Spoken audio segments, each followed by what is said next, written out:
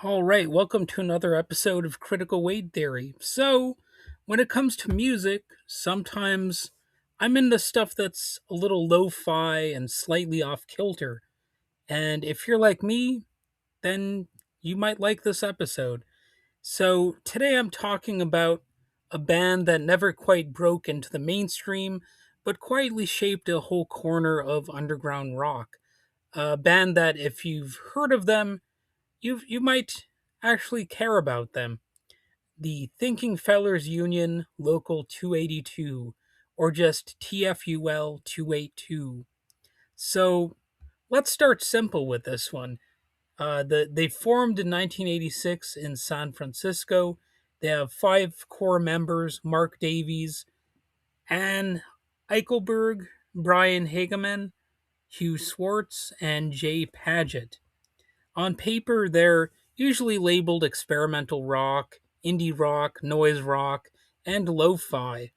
But that doesn't really tell you that much, does it? Those are sort of just like almost generic sounding labels.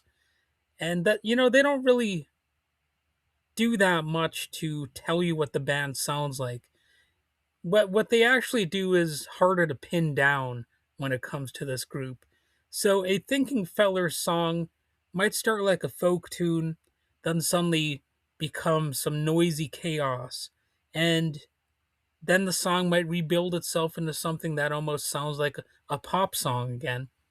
They'll throw in some strange instruments like banjo, tape loops, even things like the optagon, and tempos shift, moods might flip around, and sometimes it feels serious and sometimes it feels like a joke that you're not fully in on. And in between songs, or sometimes inside of them, you get these short, strange fragments, and fans apparently call them feller filler. It's like a tongue twister.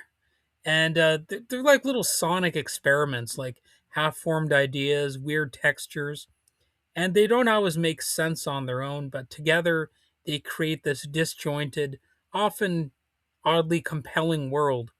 And to be honest, those aspects of the band kind of remind me of one of the bands that I first discovered that got me into weirder music called the Red Crayola.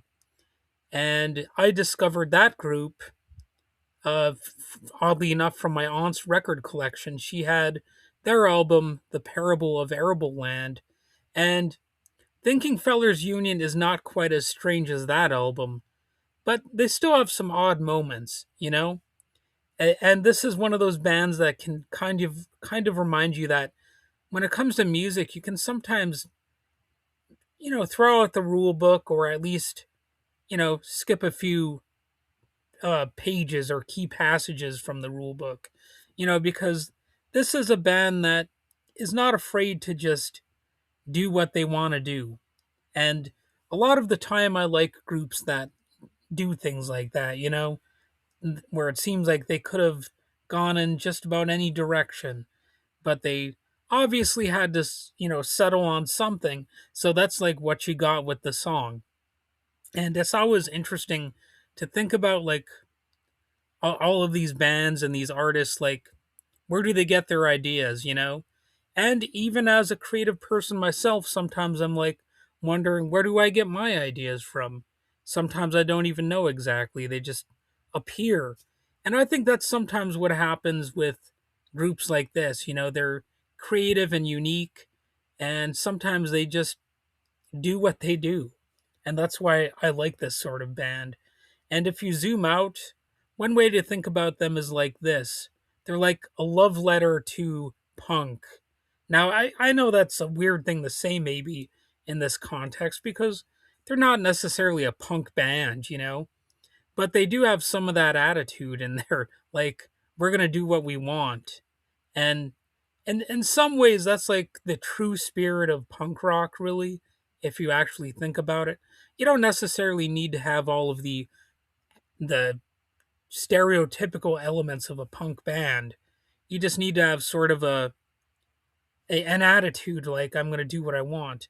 And in fact, sometimes bands like this, oddly enough, seem almost more like punk rock than a lot of like stereotypical punk bands that are playing by those rules and who abide rigidly by that sound, And it's filtered through like folk, and you've got noise and a lot of absurdity in the mix. And this is a band that kind of peaked in the 1990s. You that's why you might not have heard of them. Their peak came in the early to mid 1990s, I guess. It would depend on who you ask. But this was before the internet really connected music scenes. Discovery was slower, more localized, more word of mouth. Something like a college radio station would have mattered quite a bit more back then. Not that not that those things don't matter anymore, but the internet just makes it easier to randomly discover something. And they signed to Matador Records, which at the time was one of the key indie labels. And they released a run of albums that people still occasionally talk about.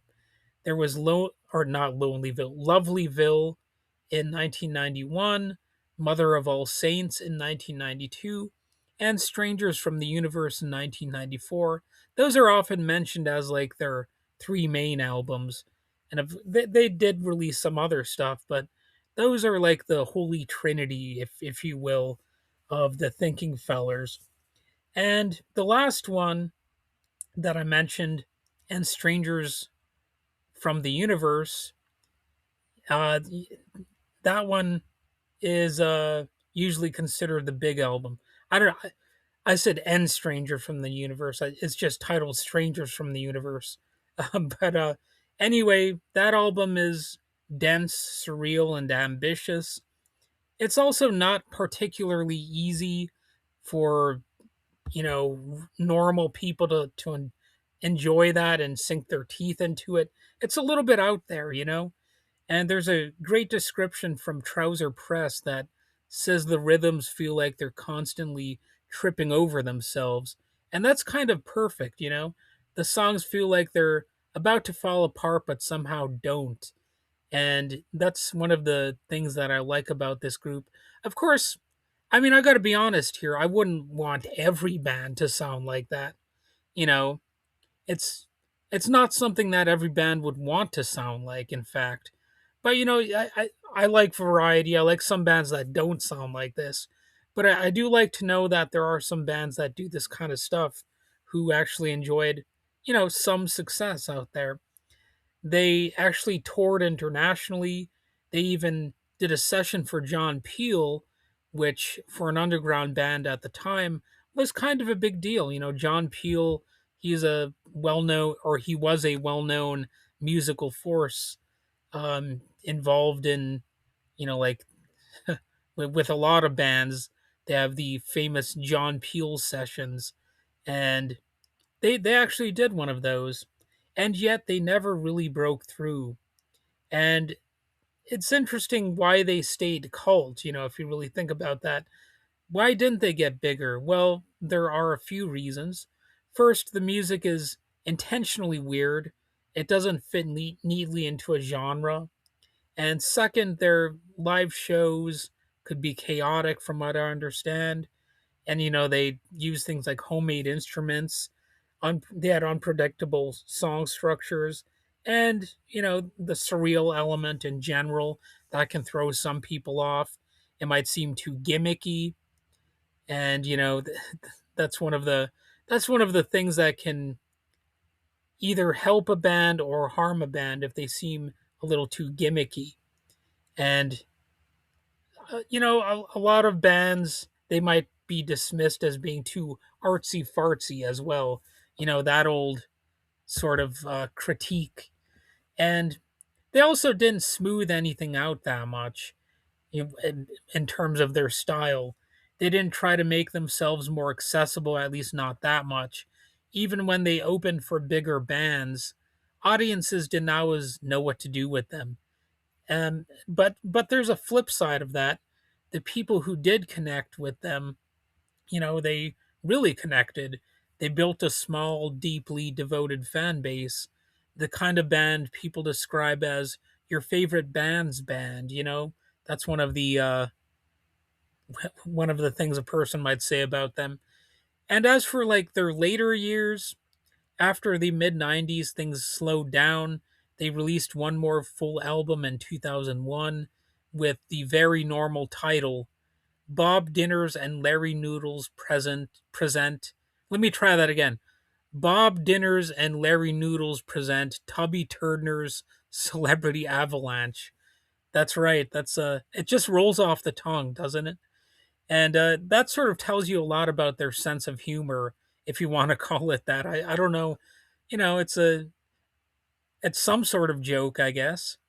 And since that album, there's mostly been only occasional reunions. They're basically broken up, and they might reemerge on a rare basis, but pretty much there's no steady output, and it seems like they've moved on from whatever they were, trying to accomplish with this band.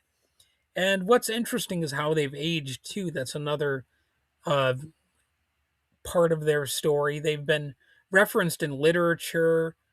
They've been rediscovered by new listeners, especially thanks to the internet. That's where I first heard of them. And you can hear their influence in later indie and experimental bands that might mix genres, embrace lo fi textures, sometimes intentionally, and are not afraid to sound a little strange or broken or whatever, just a little bit off. And they're in the space between noise rock and indie pop without being fully either one, but they help connect the two in a way. And people still talk about them. If you read fan discussions, there's a pattern. People call them underappreciated. Well, one review even said beyond underappreciated. So that's like a whole level above. And some people treat them like they're the best band even, and hugely influential. I don't know how influential they are. That's debatable. But they're one of those bands that's probably a little bit more influential than you might think at first. They definitely made a ripple in the music scene. And there's also this sense that they made music exactly the way they wanted to without many compromises, which is probably why they never got huge and also why people still care about them. So, that's one of the blessings and curses of that type of music is you're probably not going to get as huge as you could, but you'll still have a devoted fan base that keeps you from being so obscure that nobody talks about you anymore. So if you're curious about where to begin with this group, start with Strangers from the Universe, I suppose, because that's considered the most iconic and the most ambitious album. And if that feels like too much, you could try Mother of All Saints, which is considered more approachable, but still strange in all the right ways. And Lovelyville gives you their earlier, more raw version of the band.